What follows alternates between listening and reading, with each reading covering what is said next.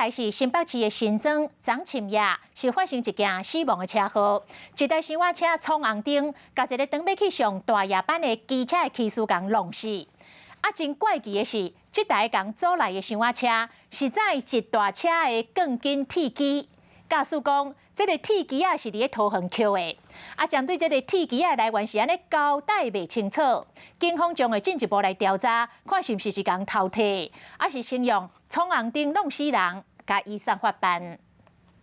小型车直直对头前驶，明明拄着红灯，却无甲速度放慢。这个时阵，正平青灯直行的骑士袂护闪，当场都互弄落。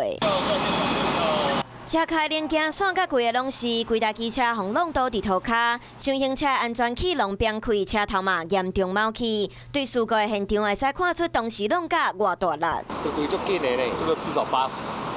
看甲呢，你开足紧，迄奥多摆弄啊咧啊。代志发生伫23号半暝11点外，当时小型车经过新北大道4段，佮有中环路3段的路口，煞弄红灯，弄到机车的骑士。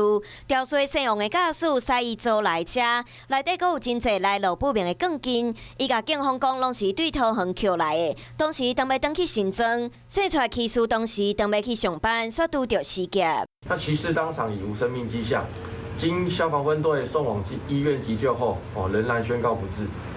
那双方经检测均无酒精反应。怎么那么多钢筋？真的。吊衰驾驶本身有偷摕物件的前科，即摆对车顶的钢筋来源交代无清楚。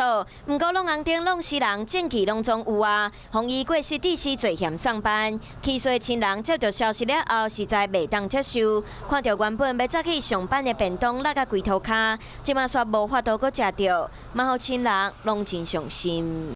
Hello， 大家好，我是乃瑜，要教给大家2个任务。第一个，华视新闻的脸书专页，你按赞了吗？还有华视新闻的 YouTube 频道，赶紧订阅起来，还要记得按赞，开启小铃铛哦。